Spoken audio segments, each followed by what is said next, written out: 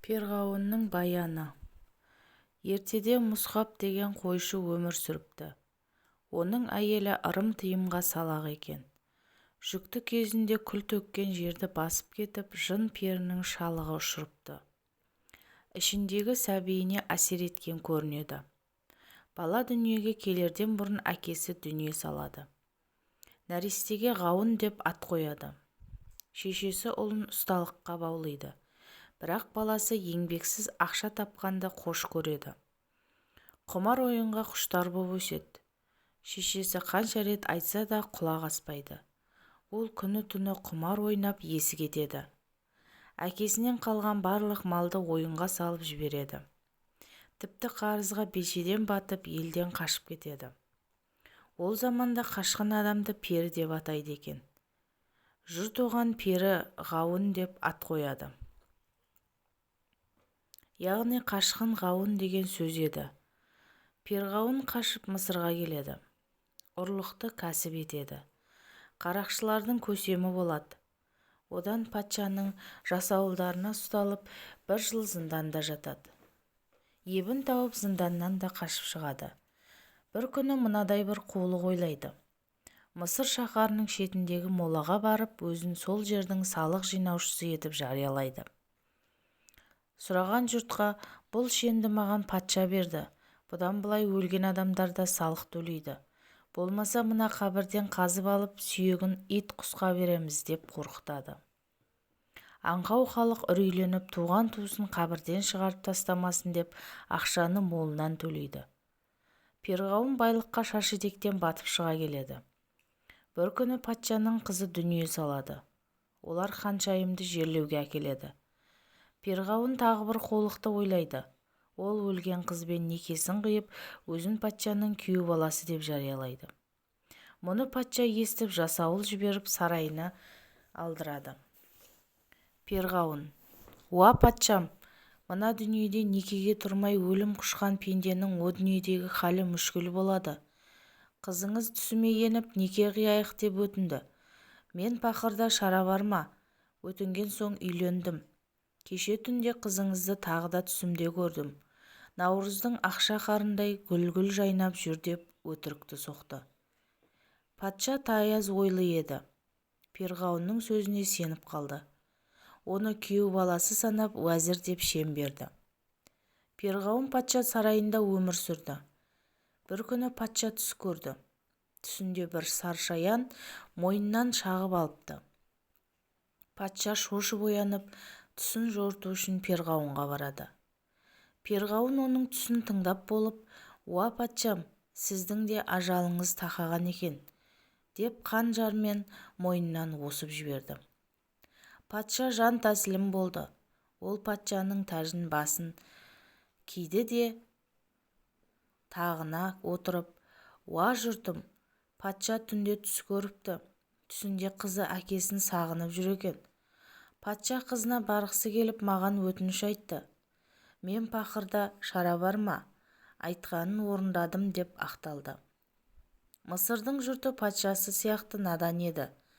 Бәрі пұтпарасқа табынатын. Перғауынның сөзіне құдайдай сеніп, дәргейіне бас ұрды. Арада біраз күн өткен соң Перғауын мынадай жарлық шашты. Ол елді жинап: «Уа халқым, маған түнде аян келді. Құдайлар мені таңдап өздерінің санатына қосты. Енді мен патша ғана емес, сендердің құдайларың боламын» деді. Жұрт сенді, аяғына бас қойып жалбарына кетті. Ол осылайша Мысырдың құдайына айналып шыға келді. Ол қол астындағы халықты қорқытып, өзіне сәжде жасатты. Әміріне көнбеген момынды азапқа салып қинады. Кібірлігі жер жаһанға сыймады.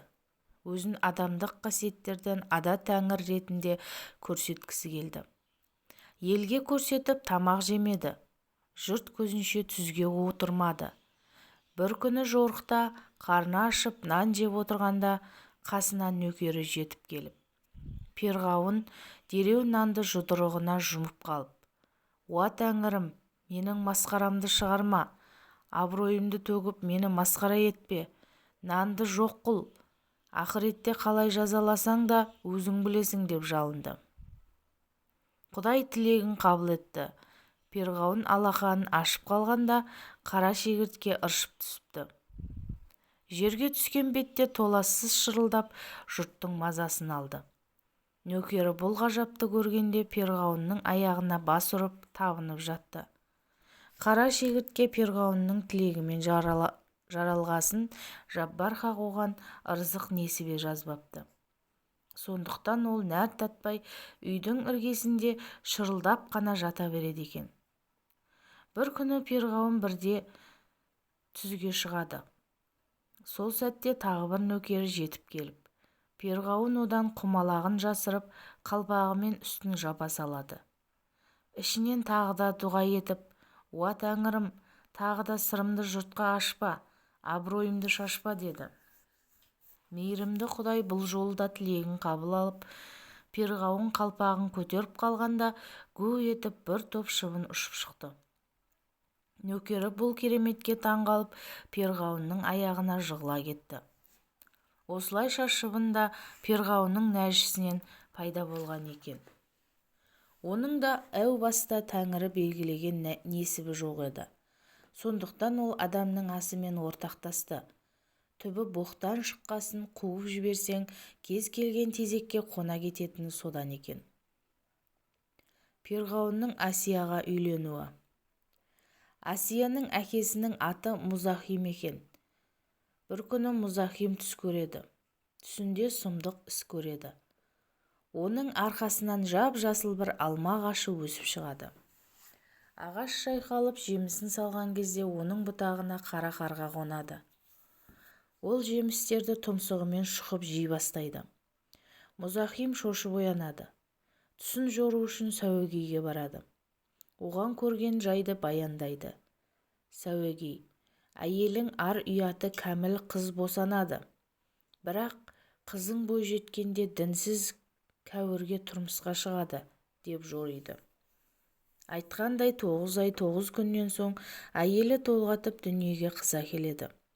Қыздың атын Асия деп қояды. Асия тал шыбықтай бұралған сұлу қыз болып өседі. Көркіне ақылы сай. Бір күні ол бақ ішінде отыр еді, жанына бір торғай ұшып келіп, оған бір маржан тас береді.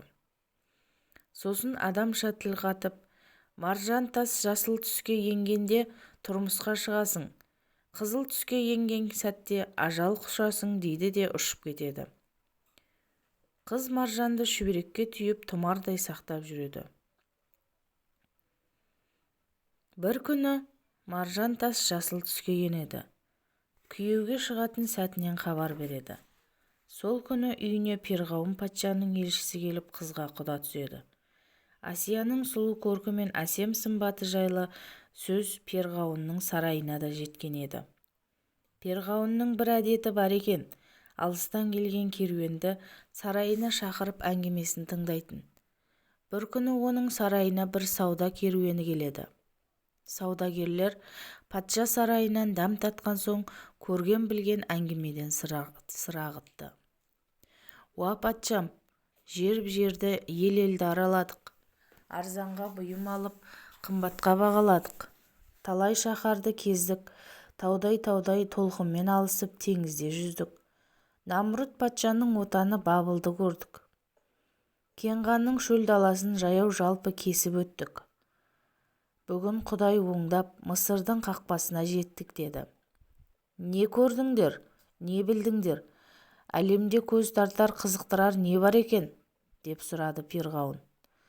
Кенған жерінен өткенде Мұзахим деген бидің үйіне тоқтадық.